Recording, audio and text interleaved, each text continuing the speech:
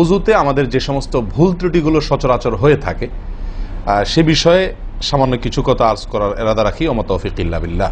এই অজুর বিষয়ে আমাদের বেশ কিছু ত্রুটি, বেশ কিছু ভুল ভ্রান্তি হয়ে থাকে। অজুর যে ভুলগুলো হয়তো আপনিও করেন, আমরাও করছি প্রতিনিয়ত, কিন্তু জানি না। তো সেগুলো নিয়ে আমরা সংক্ষেপে আলোচনা করব। নবী সাল্লাল্লাহু আলাইহি সাল্লাম বুখারী মুসলিমের হাদিসে আসছে, তিনি বলেছেন, লা তুকবালু সালাতুন বিগাইরি তাহুরিন, পবিত্রতা ছাড়া কোনো সালাত কবুল হবে না। কোনো সালাত আল্লাহর কাছে অ্যাকসেপ্টেড, গ্রহণযোগ্য হবে না কি ছাড়া? তাহারাত ছাড়া, অজু ছাড়া। মুসলিম বর্ণিত হাদিসে আসছে, নবী সাল্লাল্লাহু আলাইহি সাল্লাম বলেছেন, যে ব্যক্তি পরিপূর্ণভাবে অজু করবে, পরিপূর্ণভাবে অজু করবে, ভালোভাবে অজু করবে, এবং অজুর শেষে কালিমাতুশ শাহাদা যেটা আছে, আশহাদু আল্লা ইলাহা ইল্লাল্লাহু ওয়াহদাহু লা শারীকা লাহু ওয়া আশহাদু আন্না মুহাম্মাদান আবদুহু ওয়া রাসূলুহু, এই কালিমায়ে শাহাদা পাঠ করবে অজুর শেষে, এই ব্যক্তির জন্য আল্লাহ সুবহানাহু ওয়া তাআলা জান্নাতের সমস্ত দুয়ার খুলে দিবেন। প্রিয় ভাইরা, এখন আসি আমরা অজুতে কি ভুলগুলো আমাদের এমন হয় যেগুলোর কারণে আমাদের অজুর পূর্ণতা নষ্ট হতে পারে। তার ভিতরে এক নম্বরের ভুল হলো, যেটি আমাদের হয়ে থাকে অজুর ক্ষেত্রে অনেকেরই, সেটা হলো বিসমিল্লাহ পাঠ না করা। অজুর শুরুতে কি পাঠ করতে হয়? বিসমিল্লাহ। আপনি যখন হাত ধুয়ে অজু শুরু করবেন, দুই হাতের কবজি দুই হাতে অজু শুরু করবেন না, প্রথম কাজ, তার আগে আপনি কি করবেন? বিসমিল্লাহ। বিসমিল্লাহ বলে হাত ধুয়ে তারপর অজু শুরু করবেন। বহু লোক আছি আমরা, অজুখানায় ওই গল্প করতেছি, আড্ডা মারতেছি, কথাবার্তা বলতেছি, এই বলতে বলতে অজু শুরু করে দিছি। তাহলে বিসমিল্লাহ কখন পড়তেছি? বিসমিল্লাহটা অনেক সময় অমনোযোগিতার কারণে, অবহেলার কারণে, অন্যমনস্কতার কারণে বিসমিল্লাহটা অনেক সময় আমরা বলতে ভুলে যাই। অথচ এই বিসমিল্লাহ পাঠ করা অজু শুরুতে অনেক বিশেষজ্ঞ আলেমের মতে ফরজ। অনেকে বলেন বিসমিল্লাহ পাঠ না করলে অজুই হবে না, আপনি যদি ভুলে বাদ দেন অজু হলো না।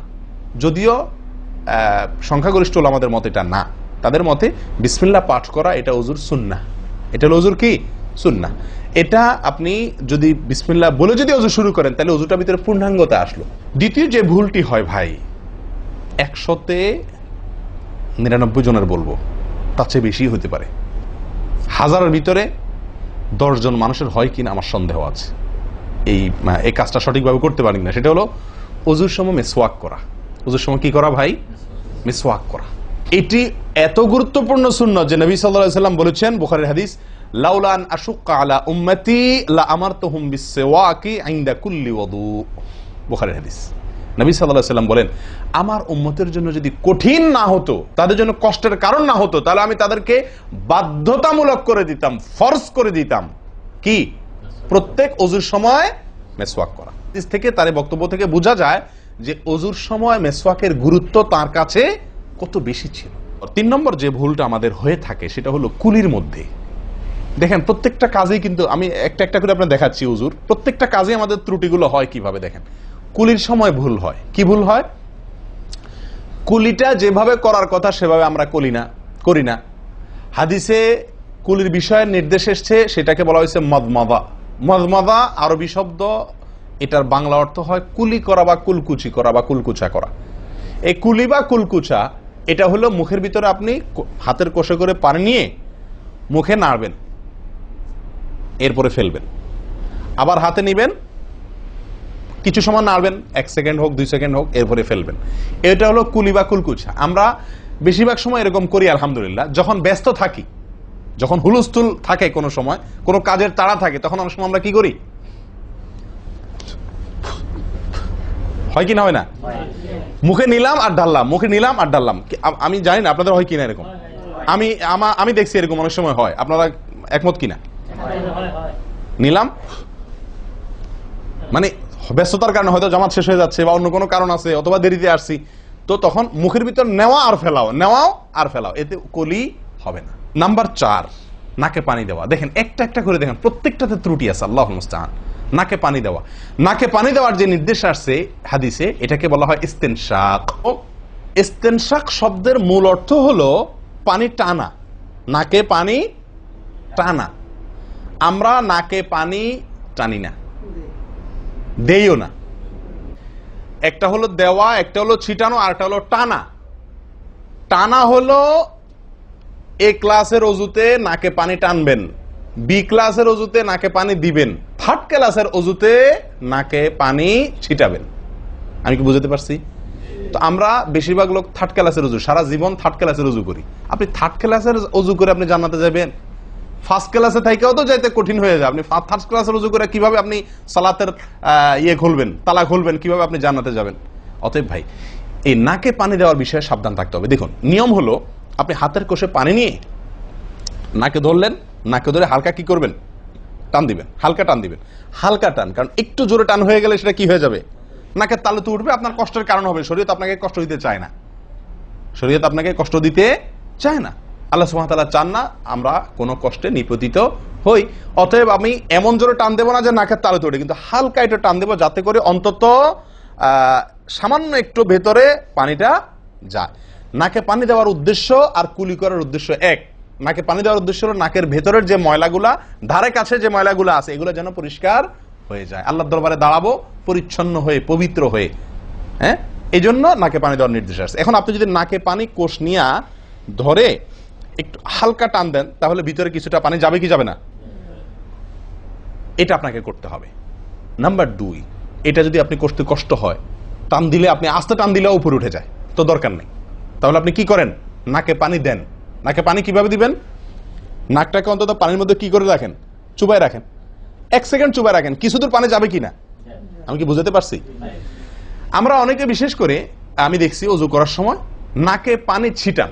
কিভাবে পানি ছিটান, ওই যে কষে করে পানি নিয়ে, লক্ষ্য করছেন আপনারা? এভাবে নিয়ে এরকম মারে পানিটা, এরকম মারলে সেটা কি হলো, ছিটানো হলো।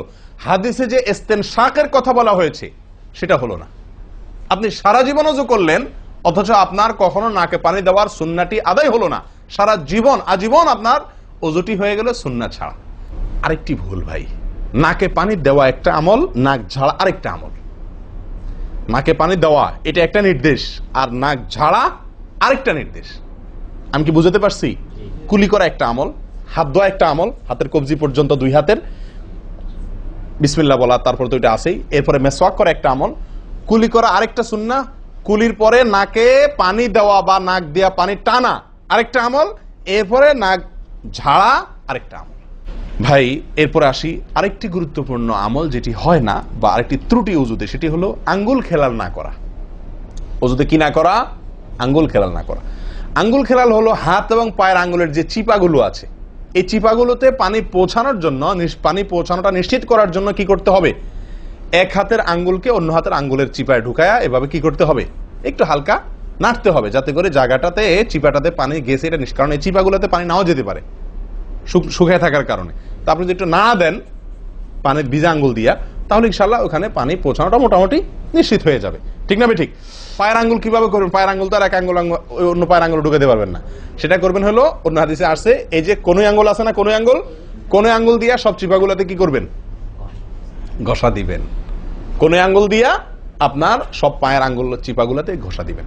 ভাই, আমরা কজনে করি এই খেলার আমলটা বলুন তো? পায়ের আঙ্গুল, কোনো আঙ্গুল দিয়া পায়ের আঙ্গুলের চিপা খেলাল করা, হাতের আঙ্গুল খেলাল করা, কজনে করি আমরা বলেন? তাহলে এই ভুলগুলো আমাদের অহরহ হচ্ছে না ভাই? আমরা কি জান্নাতে যেতে চাই না?